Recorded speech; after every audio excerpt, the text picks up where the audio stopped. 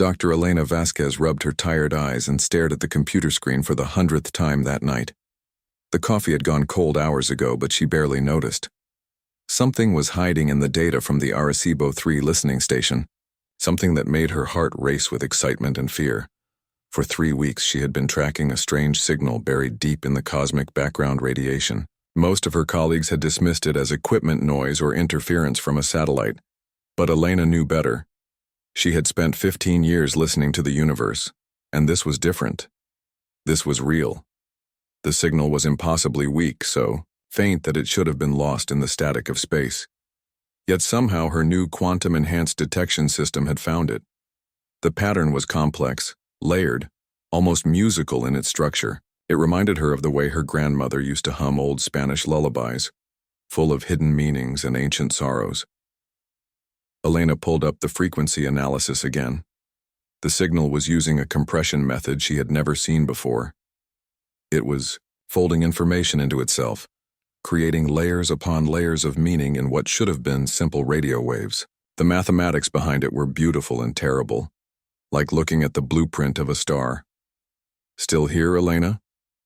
Dr. James Park, the night shift supervisor, poked his head into her office. It's past midnight. Maybe you should get some sleep. Just a few more minutes, Elena said without looking up. I think I'm close to something. James shook his head and walked away. Elena barely heard him leave. She was lost in the patterns on her screen, following mathematical threads that led deeper and deeper into the signal's heart. 3 hours later, she found it. The breakthrough came suddenly, like a lock clicking open. The compression algorithm revealed itself to her tired mind, and the signal began to unfold like a flower made of light and sound. Elena's hands shook as she typed commands into her computer, afraid to breathe too hard in case she broke the spell. Words appeared on her screen. Not human words, but something that her translation software could slowly, painfully convert into English. The first complete sentence made her blood freeze. Our worlds burn and our people fade into empty shells. The silence comes for all who think and dream and love. We record this final message not for rescue, for there can be none, but so that something remains when we are gone. Elena stared at the words until they burned into her vision. This was not a greeting from a distant civilization. This was a death cry, a final scream into the void from beings who were dying as she watched. She worked through the night, translating more and more of the message. The beings called themselves the HFY, and they were ancient beyond human understanding. Their civilization had existed for millions of years, spreading across dozens of star systems, creating wonders that defied imagination. But something was hunting them. Something they called the silence. The HFY tried to describe their enemy, but the words made little sense. The silence was not made of matter or energy as humans understood it. It was made of emptiness, of the spaces between thoughts, of the quiet that comes when a mind stops dreaming. It moved from world to world, consuming not bodies or cities, but consciousness itself. When the silence touched a world, all thinking beings simply stopped. They did not die in any normal sense. Their hearts still beat, their lungs still breathed, but their minds became hollow echoes. They walked and ate, and performed simple tasks, but they no longer dreamed or hoped or feared. They became living ghosts, empty shells that looked like people but contained nothing inside. Elena read descriptions of entire planets reduced to walking corpses, of great cities full of beings who moved without purpose, of libraries and schools, and art galleries tended by creatures who no longer remembered what books or beauty meant. The HFY message contained coordinates, dozens of them, star systems that had fallen to the silence, worlds that had been consumed and left empty. But there were other coordinates too, systems that were still fighting, still sending out their own desperate messages. As dawn broke over the radio telescope array, Elena made a discovery that turned her excitement into terror. Hidden deep in the HFY transmission was a set of calculations, a mathematical model that traced the path of the silence through the galaxy. It was heading toward Earth. The model showed the silence following radio waves like bloodhounds following a scent. Every television broadcast, every radio signal, every attempt humans had made to communicate with the stars had been leaving a trail. The silence had been following that trail for decades, moving slowly but steadily toward the source. According to the HFY calculations, it would reach Earth's solar system in less than 2 years. Elena sat back in her chair, her mind reeling. The HFY had not intended for anyone to receive their message. They had been broadcasting into what they thought was an empty universe, recording their civilization's final moments for no one at all. It was pure chance that humanity had developed the right technology at the right time to intercept their funeral song. But there was more in the signal. Technical specifications, weapon designs, descriptions of technologies that seemed impossible.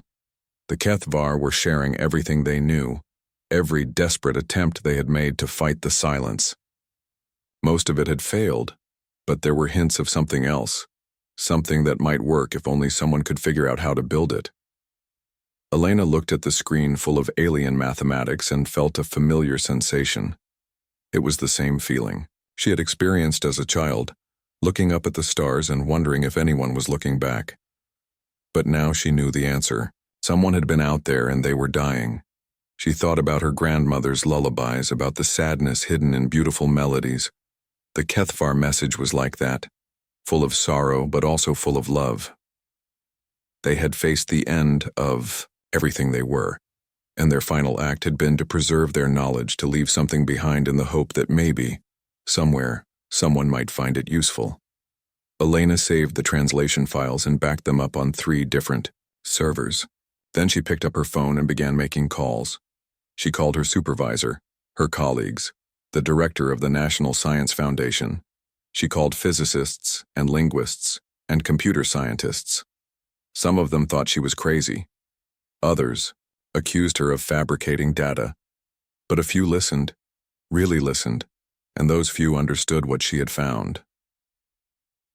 By the end of the week, teams of scientists around the world were working on the HFY message. They argued about the translation, debated the technology, and tried to make sense of the warnings about the silence. Elena stood in the control room of Arecibo 3, watching the sun set over the mountains of Puerto Rico. The radio dishes were still listening, still searching the sky for signs of life, but now they were also looking for something else. They were looking for the silence. She thought about the HFY, dying alone in the darkness between stars. They had given up hope, but they had still tried to warn others. Their message was never meant to be heard, but humans had heard it anyway. Now it was up to humanity to decide what to do with that terrible gift of knowledge. Elena touched the data drive in her pocket, feeling the weight of an entire civilization's final words. The question was no longer whether anyone else was out there. The question was whether humanity would still be here when the silence arrived. Dr. Marcus Chen had always been good with languages. He spoke 7 human languages fluently and could read ancient texts in a dozen more. But the HFY language was like nothing he had ever encountered. It was not just words and grammar. It was mathematics and music and emotion all woven together into patterns that seemed to shift and change as he looked at them. He sat in his office at Columbia University, surrounded by whiteboards covered in alien symbols and half-finished translations. Coffee cups and takeout containers littered his desk. He had not been home in 3 days, surviving on caffeine and determination. "This is impossible," he muttered for the 100th time, then immediately began working again.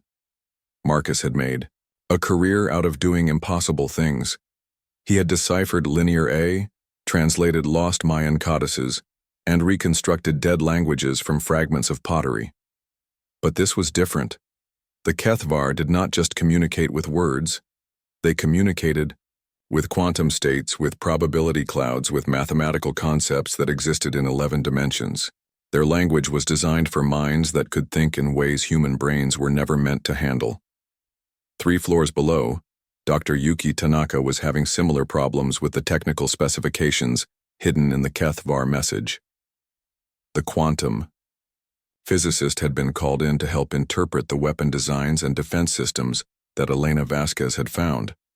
What she discovered made her question everything she thought she knew about reality. "The equations are correct," Yuki told the emergency committee over video conference. Scientists from around the world stared at her from computer screens, their faces tired and worried. "The mathematics work perfectly, but they describe technologies that should not be possible." She pulled up a holographic display showing one of the HFY designs. It looked like a crystalline flower made of light and shadow, beautiful and alien. "This appears to be a weapon that can anchor consciousness itself. It creates a field that prevents minds from being consumed by the silence. But to make it work, you would need a biological neural network capable of quantum coherence across multiple dimensional layers." "What does that mean in simple terms?" asked Dr. Robert Hayes, the director of the project. Yuki paused, choosing her words carefully. "It means the user would need a brain that can exist in several different quantum states at the same time. They would need to be able to think logically and illogically simultaneously. They would need to hold contradictory thoughts without going insane." "That sounds like a description of insanity," someone said from one of the screens. "Or creativity," Marcus interjected from his corner of the conference room. He had been quiet for most of the meeting, but now he looked excited.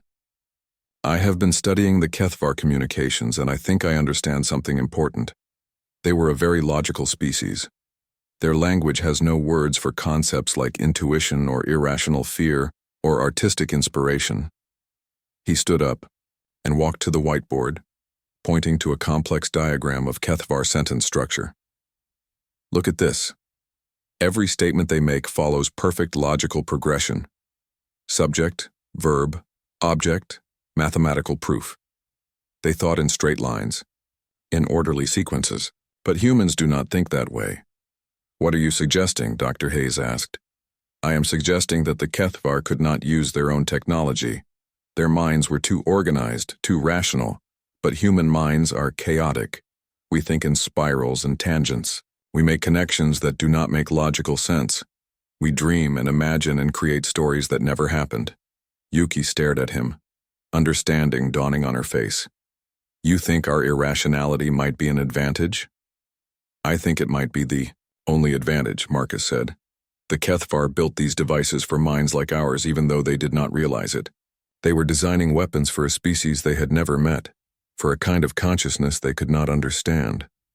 Over the next few weeks, teams of scientists and engineers worked around the clock to build the first prototype. They called it a consciousness anchor, and it looked nothing like the elegant crystal flowers in the HFY diagrams. The human version was crude and bulky, built from computer processors and quantum field generators, and pieces of technology that had never been designed to work together. Captain Sarah Mitchell volunteered to test it. She was a former Special Forces operator who had retired to become an engineer, someone comfortable with both violence and mathematics. More importantly, she was someone who had learned to trust her instincts even when they contradicted logic. "The device is untested," Dr. Hayes warned her. "We do not know what it will do to the human brain." Sarah shrugged. "If the silence gets here and we have no weapons, it will not matter what happens to my brain. Let me try it." She put on the prototype, a helmet covered in blinking lights and humming coils. For a moment, nothing happened. Then Sarah gasped, and her eyes went wide. "I can see it," she whispered. "I can see the quantum layers. There are patterns everywhere, connections between things that should not be connected. It is like seeing music or hearing colors." The monitoring equipment went crazy. Sarah's brain was showing activity in regions that normally stayed quiet, neural networks firing in patterns that should have been impossible, but she was still conscious, still herself. "How do you feel?" Yuki asked. Sarah smiled, and there was something different about her expression, something that had not been there before. "I feel like I am finally awake, like I have been sleepwalking my whole life and just opened my eyes." Word of the successful test spread quickly through the scientific community. More prototypes were built. More volunteers came forward. Each person who used a consciousness anchor reported similar experiences. They could perceive reality in ways that human language could not adequately describe. But the anchors did more than expand human perception. They created a network, a connection between minds that allowed instant communication across any distance. When Sarah wore her anchor, she could sense other anchor users around the world. Their thoughts and emotions became part of her own experience, while her own consciousness remained distinct and individual. David Kim, a technology entrepreneur who had been funding much of the research, volunteered for the second test. His experience was different from Sarah's, but equally profound. Where Sarah saw patterns and connections, David saw possibilities and potentials, futures that might exist if the right choices were made. "It is like having access to a cosmic internet," he told the research team. "I can feel the presence of other minds, not just human ones. There are echoes in the network, traces of consciousness from species that no longer exist." Marcus spent his time trying to communicate with these echoes. The consciousness anchor allowed him to perceive the HFY language in ways that conventional translation could never achieve. He began to understand not just their words, but their emotions, their fears, their desperate hope that someone, somewhere, might find a way to stop the silence. Through the network, he made contact with surviving HFY who had managed to escape their dying worlds. They were few in number, scattered across the galaxy in hidden bases and mobile fleets. When they realized that humans had not only received their message but had actually built working consciousness anchors, their joy was overwhelming. "We thought we were the last," the HFY leader communicated through the quantum network. Her thoughts came through as a mixture of relief and amazement. "We broadcast our final records expecting no one to hear them. But you heard, and you understood, and you did what we could never do." "What happens now?" Marcus asked. "Now you teach us to think like humans," she replied. "And we teach you to build weapons that can kill the silence." The collaboration that followed was unlike anything in human history. HFY knowledge combined with human intuition produced technologies that neither species could have created alone. Factories around the world began producing consciousness anchors by the thousands. Military bases were converted into training centers where human volunteers learned to use abilities they had never known they possessed. But time was running out. The latest calculations showed the silence moving faster than expected, drawn by the increasing level of consciousness activity on Earth. The quantum network that connected human minds was like a beacon, calling out across the galaxy. Sarah stood on the observation deck of the newly constructed orbital defense platform, looking down at Earth through the transparent aluminum windows. The planet looked peaceful from here, blue and white and green with no sign of the desperate preparations happening on its surface. "Beautiful, is it not?" Marcus said, joining her at the window. He was wearing his consciousness anchor, and she could feel his thoughts mixing with her own through the network. "It is home," Sarah replied simply, "and we are going to defend it." Below them, the first human-built consciousness-anchored warships were taking shape in orbital shipyards.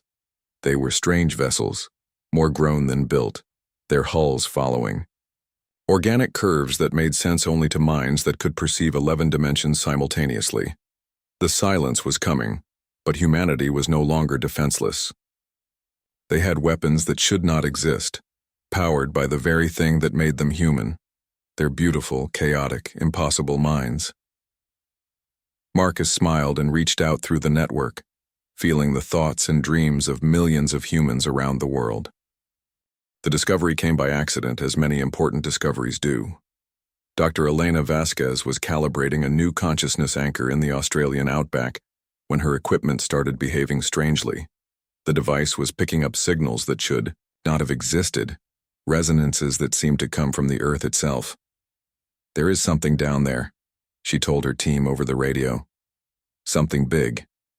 They dug for 3 days, following the signal deeper and deeper into the red rock of the desert. 20 meters down they found it.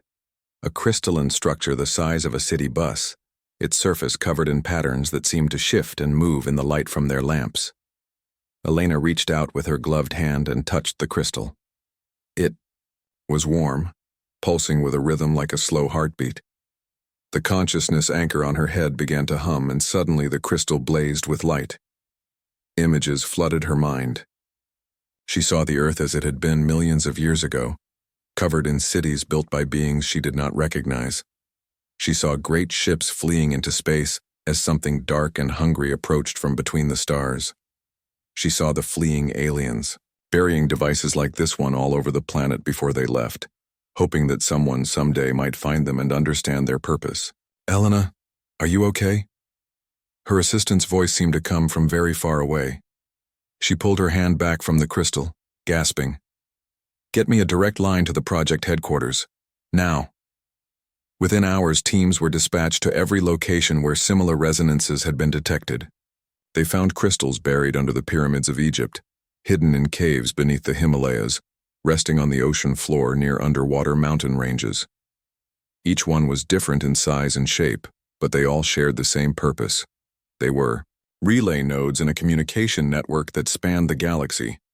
Marcus Chen arrived at the Australian site 2 days later, his consciousness anchor already active and interfaced with the global human network. When he touched the ancient crystal, his experience was different from Elena's. Instead of visions of the past, he heard voices from the present. They were faint, at first, like whispers from the other side of a thick wall. But as more human consciousness anchors connected to the crystal network, the voices became clearer. They were other species, scattered across the galaxy, all of them connected to the same ancient relay system. "Who are you?" Marcus asked through the network. The response came as a chorus of different minds, different kinds of consciousness, all speaking at once. "We are the survivors. We are the hidden ones. We are those who received the message and could not act. We are those who tried and failed. We are those who have been waiting." Over the following weeks, Marcus and his team made contact with dozens of alien civilizations. Some were refugees like the Kethvar, fleeing from worlds consumed by the silence. Others were species that had gone into hiding, sealing themselves in bunkers and space habitats, hoping to wait out the cosmic storm. A few were civilizations that had tried to fight the silence and been nearly destroyed, their survivors scattered and broken. All of them had received the Kethvar's final message. All of them had understood the warning about the silence. But none of them had been able to do what humans were doing. None of them could build working consciousness anchors. "Why?" Marcus asked during one of the network conferences. Representatives from 37 different species were connected to the conversation, their thoughts mingling in the quantum space created by the ancient relay network. The answer came from a being that called itself Zephyr of the Calm Waters, a member of an aquatic species from a world that had fallen to the silence 3 centuries ago. "Your minds are storm-touched. You think in patterns that shift like wind and water. Our thoughts flow in straight channels, predictable and orderly. The consciousness anchoring technology requires mental chaos to function. It needs minds that can hold opposites without breaking, that can believe impossible things and make them real through sheer stubborn will." Captain Sarah Mitchell laughed when she heard this during her briefing. She was aboard the first human consciousness warship, a vessel that existed in 7 dimensions simultaneously and could only be piloted by someone comfortable with paradoxes. "They are saying we are crazy," she told her crew. "I guess that makes us the right people for the job." David Kim had established production facilities on every continent, factories that manufactured consciousness anchors using a combination of human technology and alien knowledge. The devices were getting smaller and more powerful with each iteration. The newest models were no larger than a coin and could be implanted directly into the brain. "We are building an army of the impossible," he told the United Nations Security Council during a briefing. "Every human with an anchor becomes a weapon against the silence. Every dream becomes ammunition. Every wild idea becomes a potential reality." The transformation of human society was rapid and profound. People with consciousness anchors could communicate instantly across any distance. They could share not just words and images, but emotions and sensations and complex ideas that had no verbal equivalent. Artists created works that existed partially in normal space and partially in quantum dimensions. Scientists solved problems by dreaming solutions into existence. But the most significant change was the connection to the galactic network. Humanity was no longer alone in the universe. They were part of a vast community of survivors, refugees and resistance fighters, all linked by the ancient crystal relays that previous civilizations had hidden across the galaxy. Elena found herself at the center of it all, coordinating between human researchers and alien survivors. Her consciousness anchor had been modified with HFY technology, allowing her to process information from dozens of different species simultaneously. She had become a translator not just of languages, but of entire ways of thinking. The network is growing stronger, she reported to the project leadership. Every day, more species come out of hiding and connect to the relays. They are sharing their knowledge, their technologies, their stories of survival. We are building something that has never existed before, a true galactic civilization based on cooperation rather than conquest. The HFY leader, who had taken the human name Hope, had established a base of operations in the asteroid belt between Mars and Jupiter. Her surviving fleet consisted of only 12 ships, but each one contained libraries of knowledge accumulated over millions of years. She worked closely with human engineers to adapt HFY technology for mass production. "Your species is unique," she told Elena during one of their quantum link conversations. "Every other civilization in the network thinks in similar patterns. We may have different bodies, different environments, different cultures, but our minds work in fundamentally similar ways. Humans think differently. You see connections where others see chaos. You find hope where others see only despair. Is that why the consciousness anchors work for us?" Elena asked. "It is why many things work for you that work for no one else. Your music affects quantum fields in ways our instruments can barely measure. Your art creates resonances in dimensions we cannot perceive. Your dreams bleed through into reality and make impossible things happen. You are not just fighting the silence. You are rewriting the rules of what consciousness can accomplish." The network revealed other things as well. Ancient archives hidden in the crystal relays contained histories of civilizations that had faced the silence and won, at least temporarily. Most of these victories had been partial, buying time rather than achieving permanent defeat. But there were patterns, strategies that had worked, technologies that had shown promise. Marcus spent his time studying these records, learning about weapons and defenses that had never been fully developed. With the help of alien survivors, human engineers began building new kinds of consciousness anchors, devices that could not just protect individual minds, but could create fields of amplified reality around entire planets. "We are not just defending Earth," Sarah told her crew as they prepared for the first test flight of their impossible ship. "We are creating a new kind of existence, a universe where consciousness and reality are partners instead of strangers." The ship itself was a masterpiece of human-alien collaboration. Its hull was grown from HFY biometal that responded to thought. Its weapons were powered by human creativity, channeled through quantum matrices designed by a crystalline species called the Pattern Weavers. Its navigation system used emotional resonance to find paths through dimensions that did not technically exist. When Sarah activated the ship's consciousness field and took it into quantum space for the first time, she felt the presence of every human consciousness anchor on Earth. She felt the dreams and hopes of 8 billion people flowing through her mind like a river of light. She felt the ancient network awakening fully for the first time in millions of years, connecting species across the galaxy in a web of shared purpose. "This is beautiful," she whispered, and her words echoed through the network to minds on thousands of worlds. The silence was still coming. Long-range sensors showed it entering the outer edge of the solar system, a wave of emptiness that made stars flicker and die. But humanity was no longer the same species that had first heard the HFY's desperate message. The silence arrived on a Tuesday morning, which Elena Vasquez found absurdly ordinary for the end of the world. She was drinking coffee in the command center when the sensors detected the first distortion at the edge of the solar system. Pluto went quiet first, then Neptune's moons, then Jupiter's entire system winked out of existence as if someone had erased them from reality. "How long do we have?" asked General Morrison, the military coordinator for Earth's defense. Elena consulted, the quantum calculations flowing through her consciousness anchor. 4 hours until it reaches Mars. 6 hours until Earth. Around the command center, hundreds of technicians worked at stations that looked more like art installations than military equipment. The consciousness-anchored defense grid was unlike anything humanity had ever built. It required not just technical expertise but creativity, imagination, and the willingness to believe in impossible things. Captain Sarah Mitchell was already in space, commanding the first human consciousness fleet. Her ship, the Defiant Dream, existed partially in normal space and partially in quantum dimensions that could only be perceived by minds enhanced with alien technology.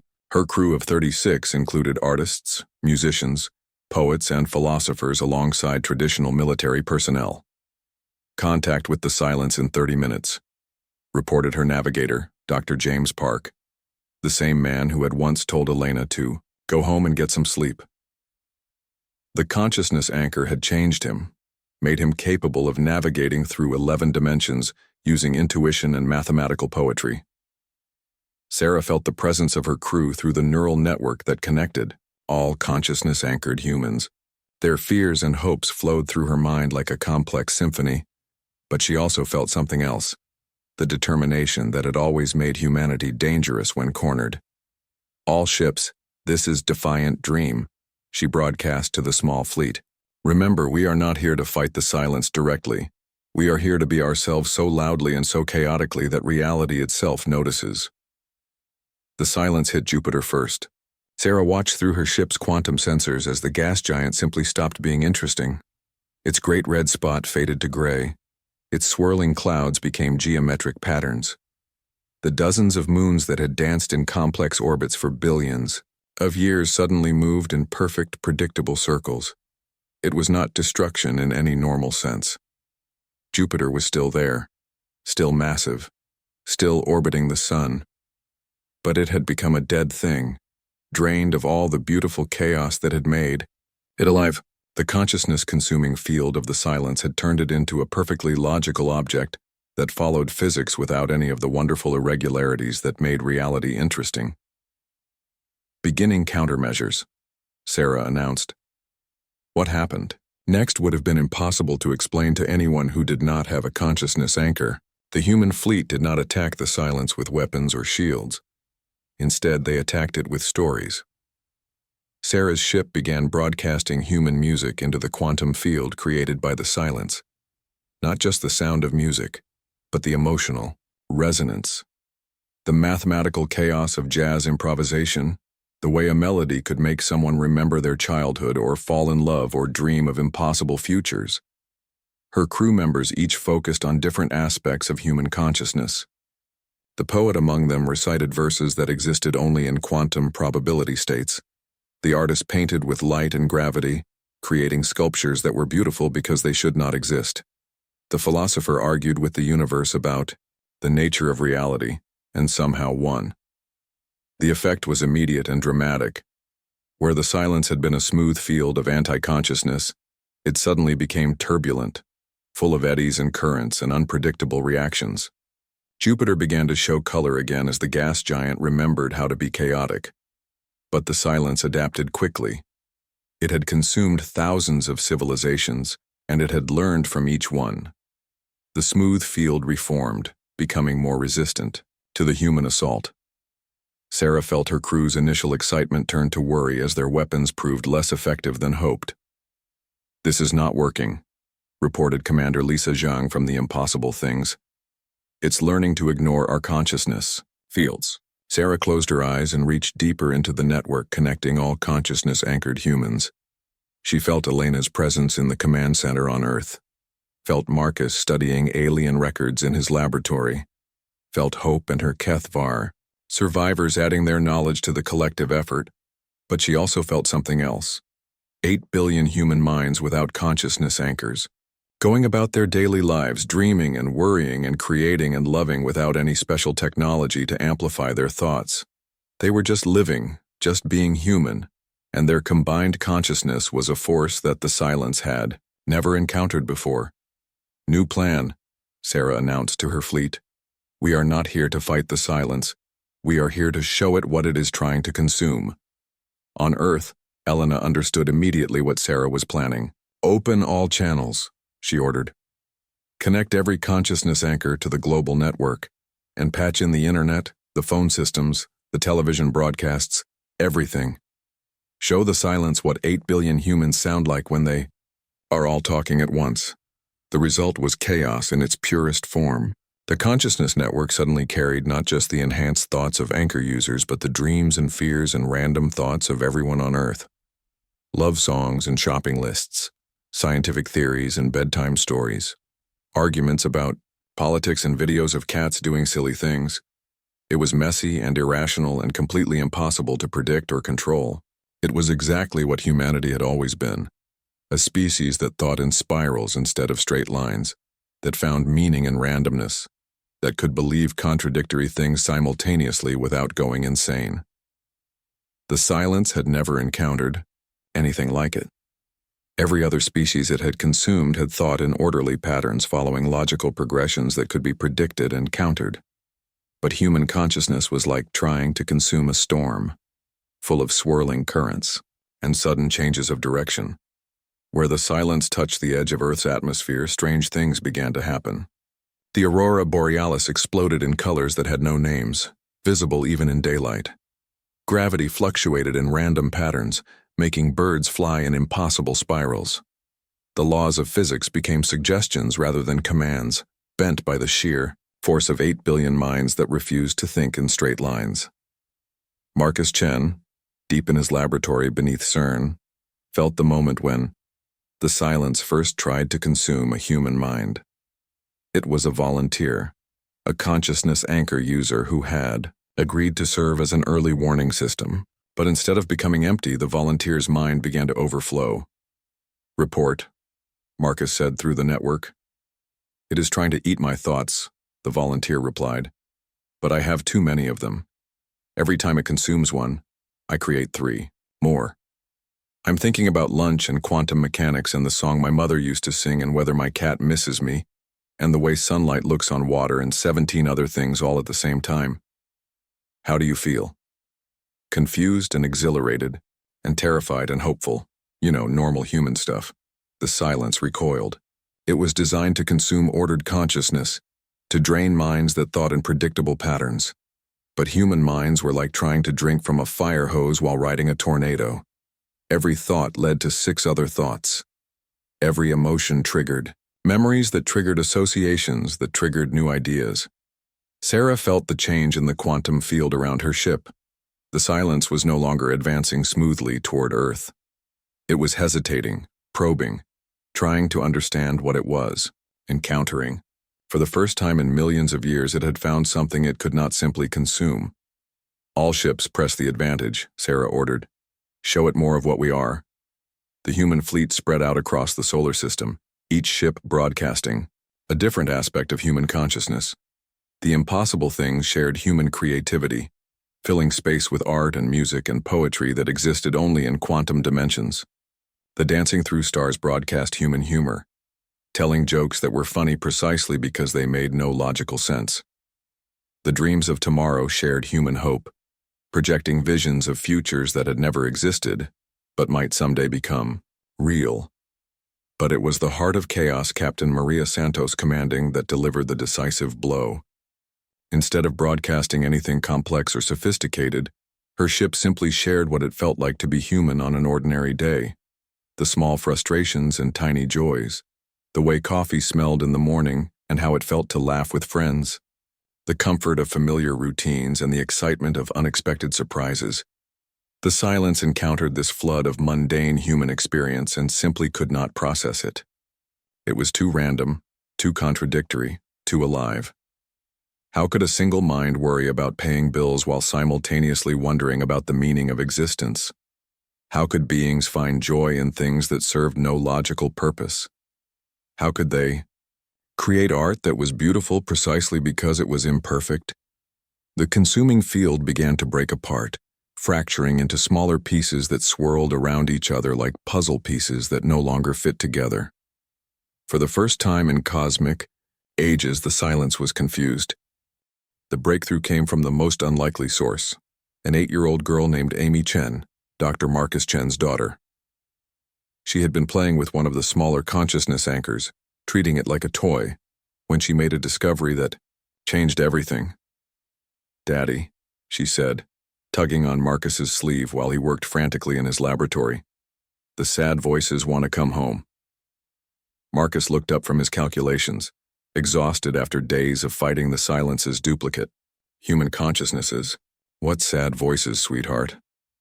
Amy pointed to the consciousness anchor on the table, its lights blinking in patterns that seemed almost musical. "The ones that are stuck. They are not really gone, Daddy. They are just sleeping very deep and they are having bad dreams."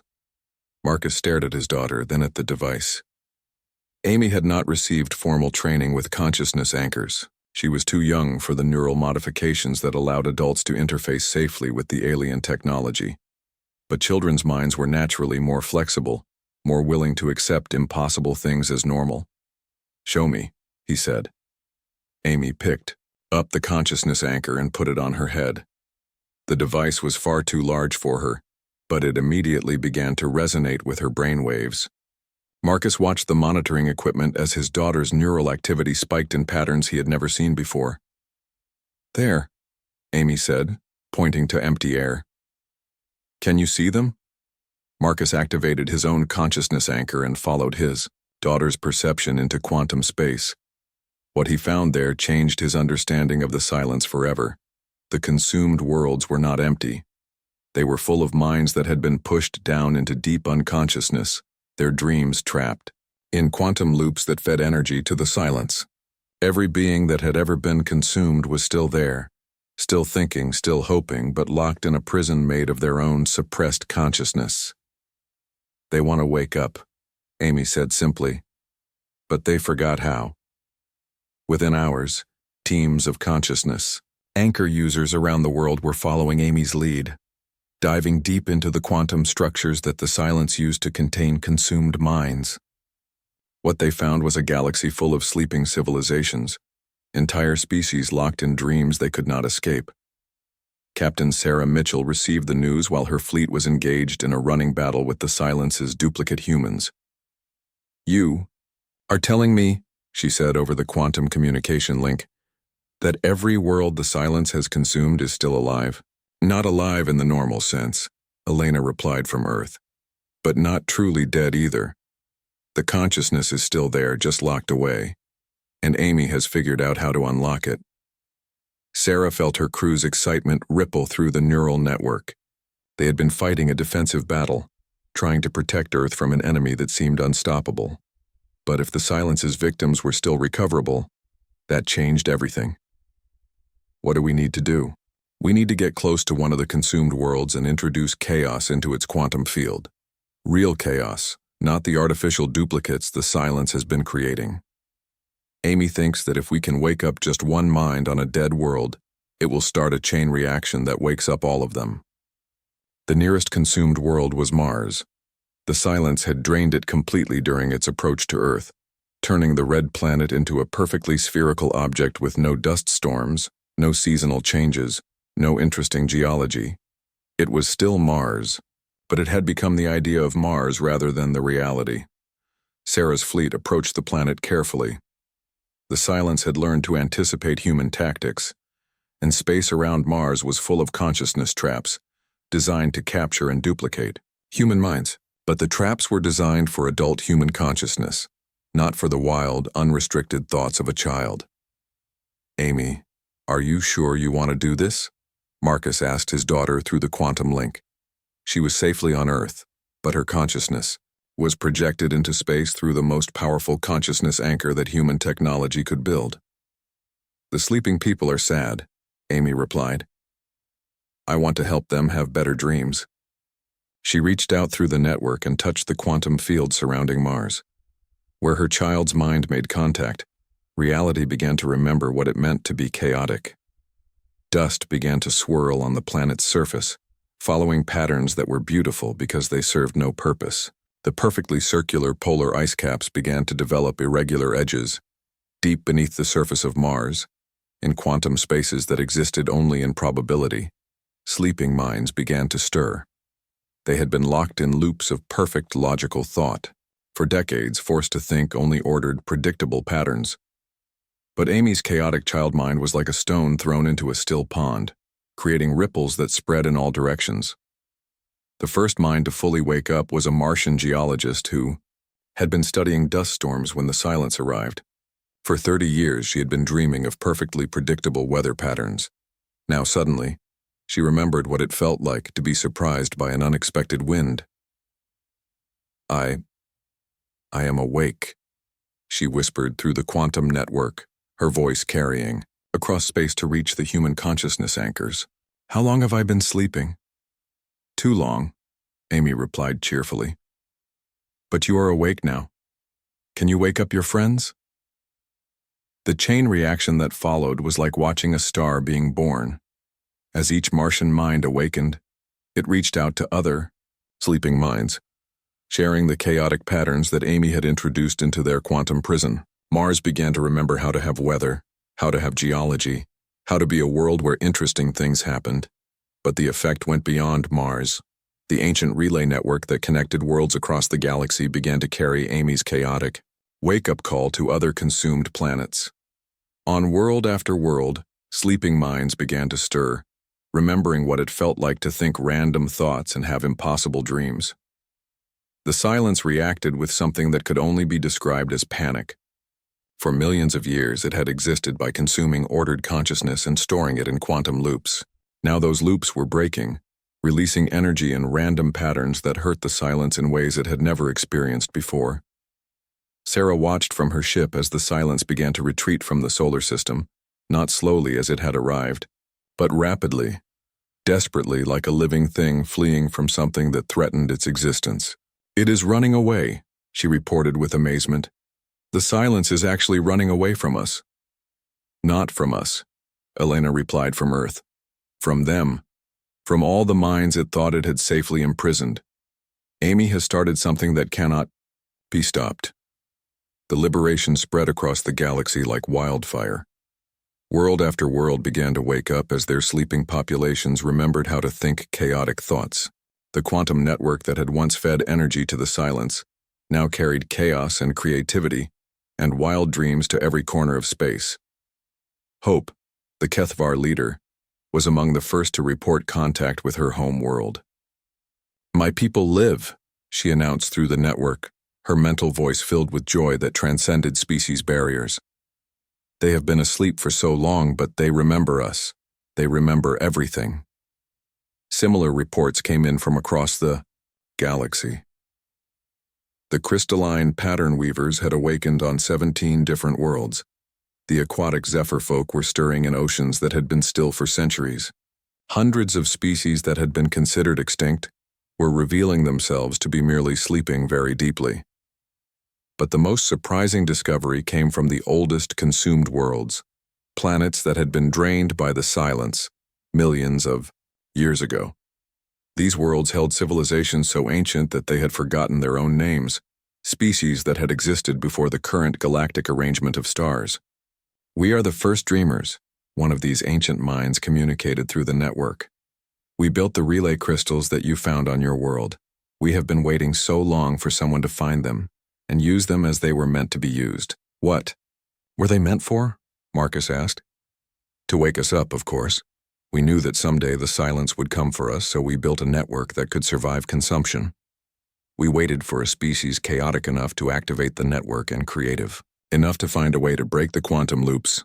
We have been dreaming of you for a very long time. David Kim, coordinating the global production effort from his factories around the world, found himself at the center of the largest manufacturing project in human history. Not weapons this time, but consciousness anchors designed to help newly awakened civilizations remember how to think freely. Every awakened world needed thousands of the devices to help their populations transition from ordered sleep to chaotic wakefulness.